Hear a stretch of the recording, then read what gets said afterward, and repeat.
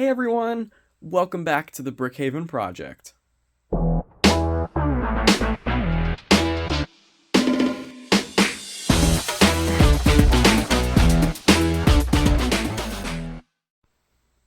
In today's video, we're going to be taking a look at my brand new CN locomotive, as well as taking a closer look at all of my custom rolling stock found here in the city of Brickhaven. So let's take a look.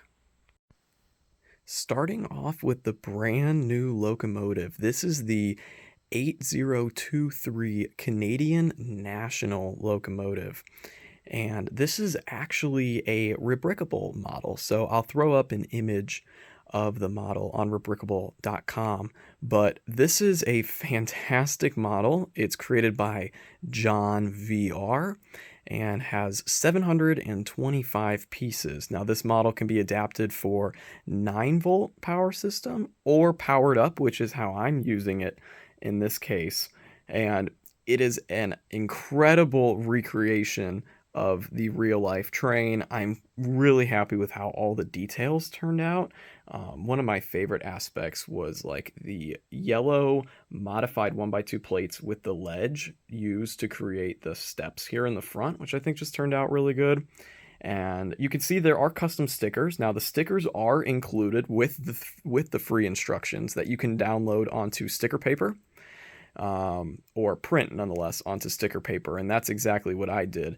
And after printing them out, I applied them as best I could. I'm not too happy with how the stickers printed out. That is no fault of the creator. That is simply just my printer. So I might go back in and replace the stickers with due time, just so that way I can get the print quality up a little bit. But there is loads of detail on this locomotive, whether it's in the railings, which look really nice with all those flex tubes. And then, like I said, I really do like how the steps were created on the front and the back of the locomotive. So if we spin this around here, you can see another back railing. You've got some back lights as well. There is some vents on the top. You can see we got some train horns there. And yeah, this is a really amazing model. I would highly recommend it. I think it's amazing that the creator put these instructions out for free. So I'm incredibly thankful for that. And you might be able to notice that there are some wires coming off certain parts. So you know me, I am very much into lighting my city, and so one thing I decided to do with this locomotive was actually put in fully lit headlights. Now, this was a custom modification. This is not found in the instructions, but it was something that I felt was incredibly necessary for my personal layout here. And so we are going to flip the lights off here and take a look at how the headlights look in the dark. With the studio lights off and the LEGO City lights on, here is how the headlights look on my custom Canadian National here. And I am just thrilled with how the headlights look. It was really simple to apply them. They were simply 4 LED bit lights.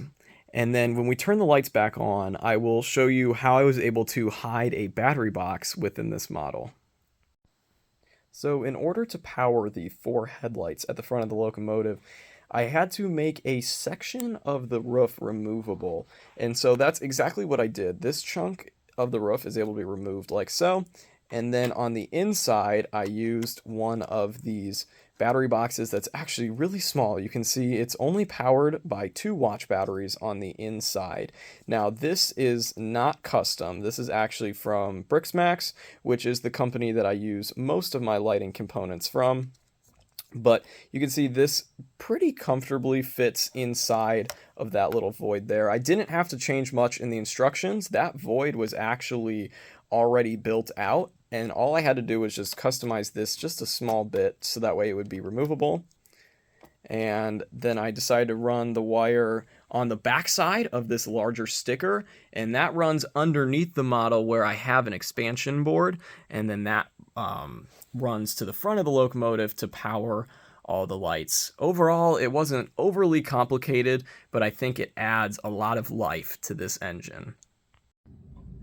Now, like I mentioned earlier in the video, I did equip my CN locomotive with powered up. So right now I'm currently using one powered up motor base on the backside, and then that goes straight into the powered up hub, which is actually found at the back of the locomotive.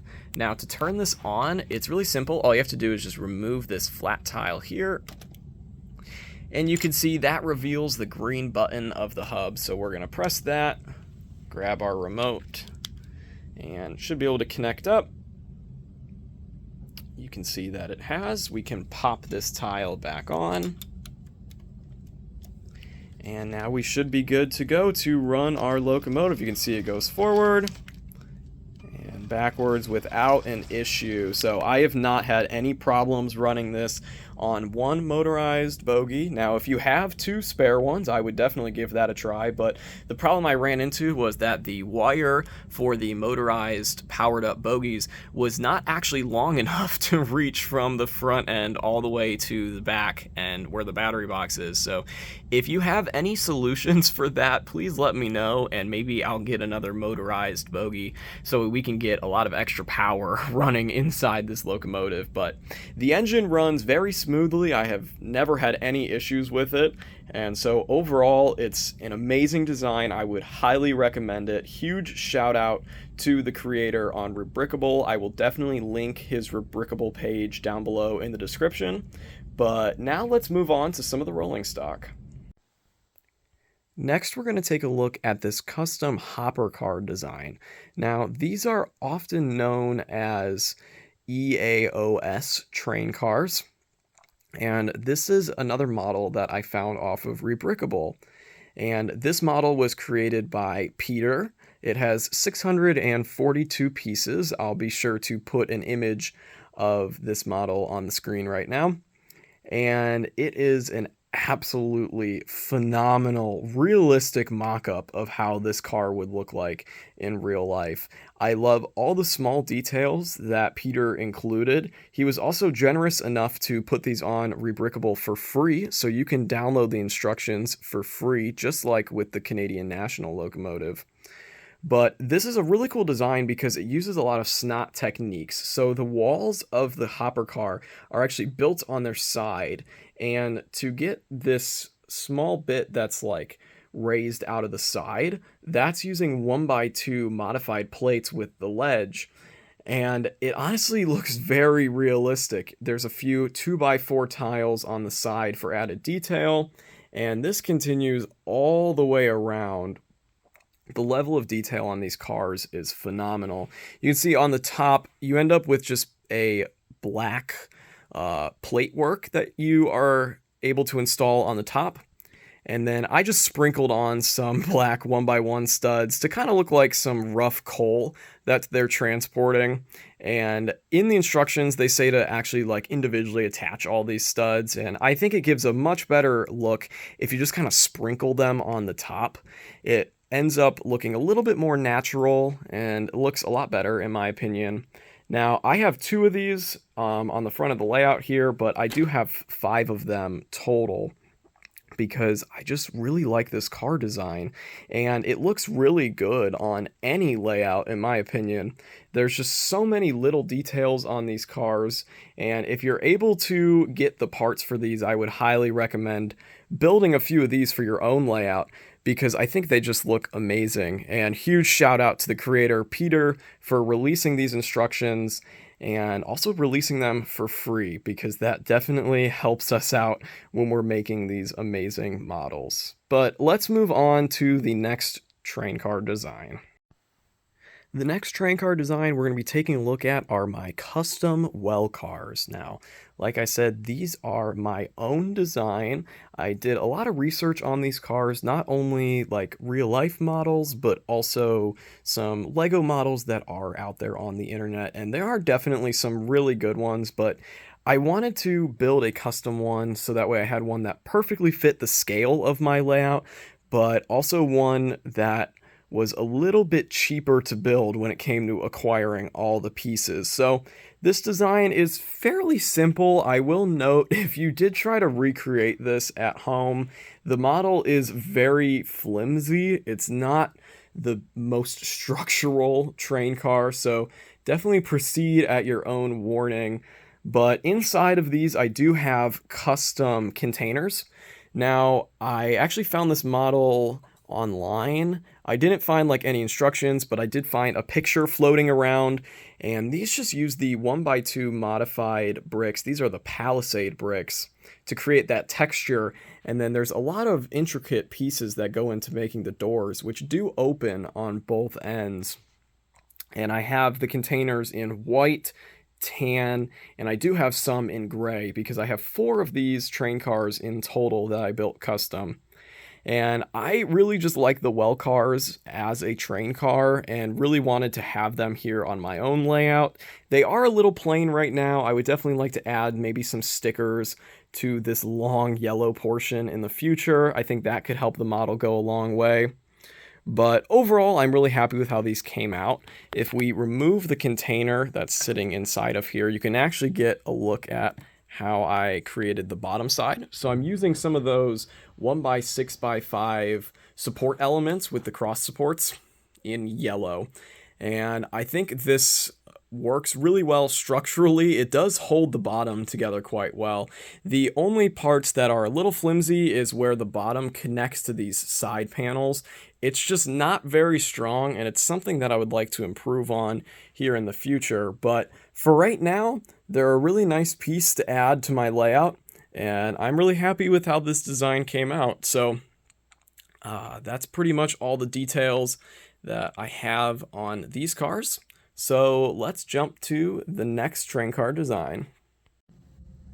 And the final train car design we're going to be taking a look at today are my custom tank cars. So these are completely custom models. I did use some inspiration based off some images that I found online, but the model itself is mostly my own creation.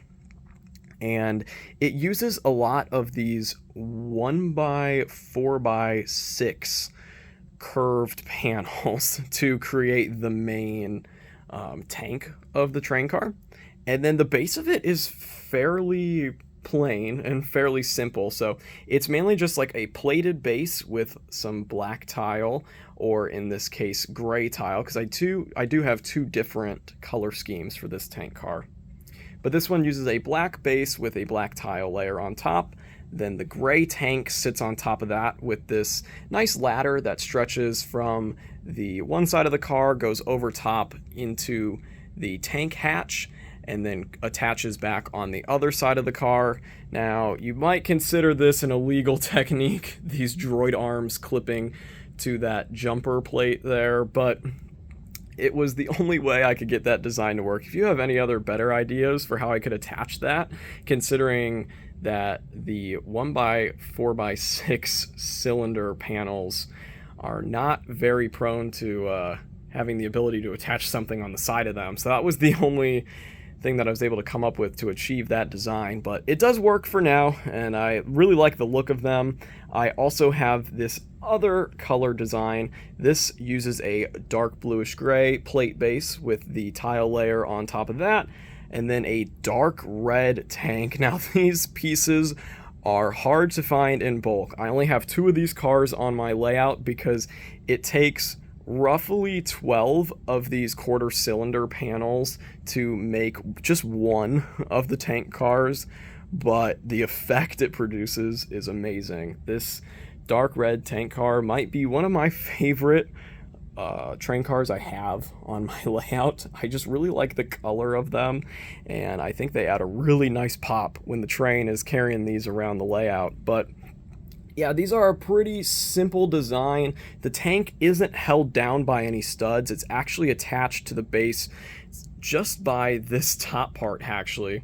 Because again, there's not really many good connections that I could form off the side of these quarter cylinder panels. But to be honest, these, when they're going around the layout, they don't move at all. And so they are definitely sturdy enough to be pulled around by any of my cargo trains, or mainly just, I guess, the Canadian National at this moment. But I'm really happy with how this design turned out, and that pretty much wraps up all of my custom rolling stock I have here, so I think it's time to hit the outro. Well, I hope you enjoyed this look at my new custom CN locomotive, as well as all of the custom rolling stock I have here on the layout. I'm really happy with how all these models came together, and they do an amazing job at filling out the train yards that I have in the city of Brickhaven. Another shout out to the creator of this locomotive, that being John VR, and the creator of these EAOS train cars, that being Peter. Both of them are found on Rebrickable, and they did an amazing job recreating these engines and train cars. But with that, I hope you enjoyed the video. If you did, feel free to subscribe and leave a like. And comment down below what you think of the train cars, and if you have any ideas for improvement on any of these models, or if you have any ideas on some custom train cars that you think I should add to the layout.